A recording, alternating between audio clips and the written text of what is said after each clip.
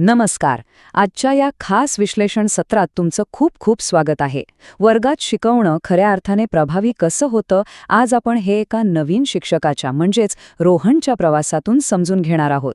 सुरुवातीला वर्गात थोडा गोंधळलेला हा नवीन शिक्षक अध्यापनाची सूत्रे किंवा मॅक्झिम्स ऑफ टीचिंग वापरून आपला वर्ग एका अत्यंत जिवंत आणि प्रभावी ज्ञान केंद्रात कसा बदलतो याची ही एक अतिशय रंजक कथा आहे. चला तर मग या सूत्रांचा आपण सविस्तर अभ्यास करूया. आजच्या या सत्रात आपण प्रामुख्याने 6 महत्त्वाच्या मुद्द्यांवर चर्चा करणार आहोत. अध्यापनाची मुख्य सूत्रे, ज्ञात आणि सोपे, मूर्त आणि पूर्ण, अनुभव आणि तर्क, विद्यार्थ्यांमधील वैयक्तिक भिन्नता आणि शेवटी शिक्षकाची मार्गदर्शक भूमिका. तर सुरुवात करूया आपल्या पहिल्या भागापासून, अध्यापनाची मुख्य सूत्रे.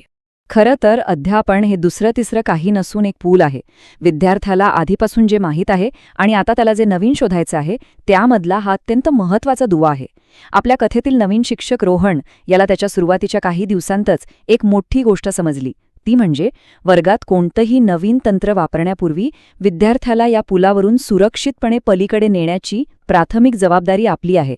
ज्ञान केवळ देण्यापेक्षा विद्यार्थ्याला त्याच्या सध्याच्या माहितीवरून नवीन ज्ञानाकडे नेणारा एक सुंदर प्रवास आहे.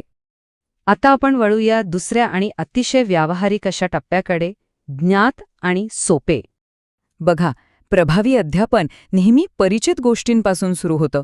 आता विचार करा, रोहनला जेव्हा मुलांना सूर्यमालेबद्दल शिकवायचं होतं तेव्हा त्याने काय केलं असेल? त्याने थेट अवघड ग्रहणबद्दल न सांगता आधी रोज दिसणारा चंद्र आणि पृथ्वी या ज्ञात म्हणजेच माहीत असलेल्या गोष्टींवर चर्चा सुरू केली. आणि याचा फायदा काय झाला? विद्यार्थ्यांची विषयाबद्दलची भीती पूर्णपणे निघून गेली आणि अज्ञात ग्रहांबद्दलची उत्सुकता वाढली. जेव्हा नवीन माहिती आधीच परिचित असलेल्या गोष्टींशी जोडली जाते ना, तेव्हा शिकणं हा एक अतिशय नैसर्गिक आणि आनंददायी अनुभव बनतो. हीच संकल्पना पुढे नेत सोप्या भागाकडून कठीण भागाकडे जाणं ही विद्यार्थ्यांच्या मेंदूसाठी एक तार्किक शिढीच असते. गणितात थेट गुणाकार किंवा भागाकार शिकवण्याऐवजी रोहनने सुरुवातीला अतिशय सोप्या बेरजेकडून सुरुवात केली आणि मग टप्प्याटप्प्याने तो गुणाकाराकडे गेला. सुरुवातीलाच जर आपण गुंतागुंतीचे सिद्धांत मांडले तर विद्यार्थ्यांचा आत्मविश्वास नक्कीच कमी होऊ शकतो. त्यामुळे सोप्याकडून कठीणाकडे गेल्याने सर्वांना तो विषय एकदम सहज समजायला मदत होते. आपला तिसरा भाग आहे मूर्त आणि पूर्ण. म्हणजे नेमकं काय? चला पाहूया.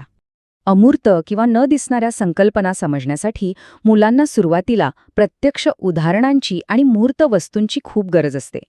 आता हेच बघा ना, अपूर्णांक शिकवताना केवळ फळ्यावर आकडे लिहिण्याऐवजी रोहनने वर्गात चक्क एका खऱ्या सफरचंदाचे तुकडे करून दाखवले.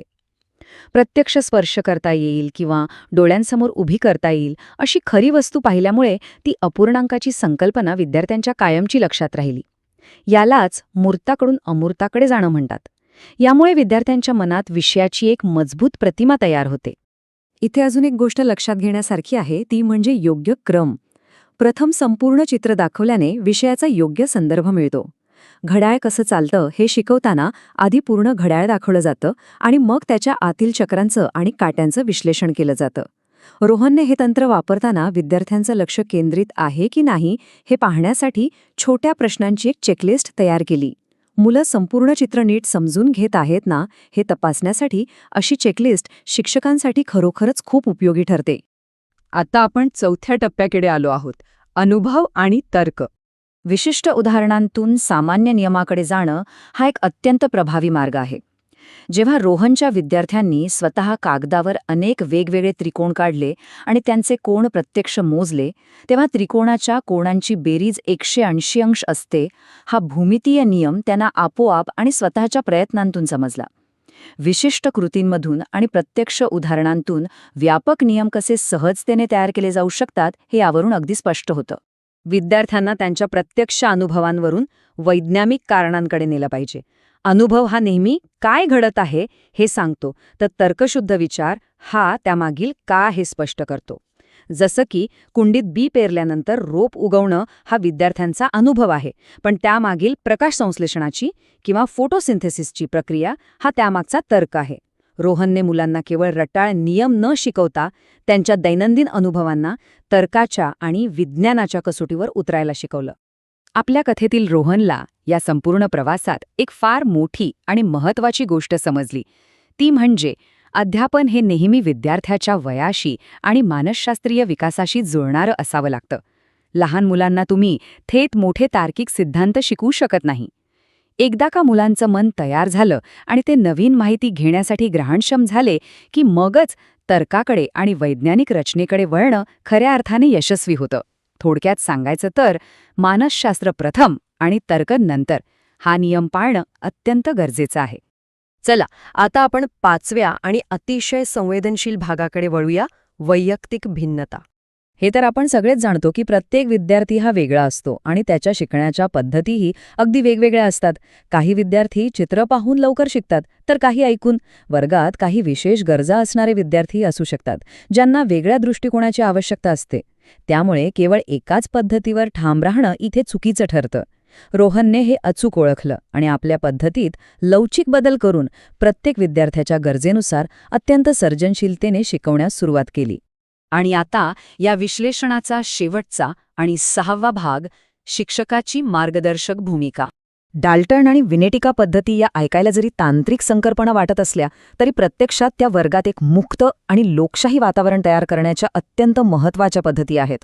स्वयंप्रेरित शिक्षणासाठी असं मोकळं वातावरण असणं खूप आवश्यक आहे.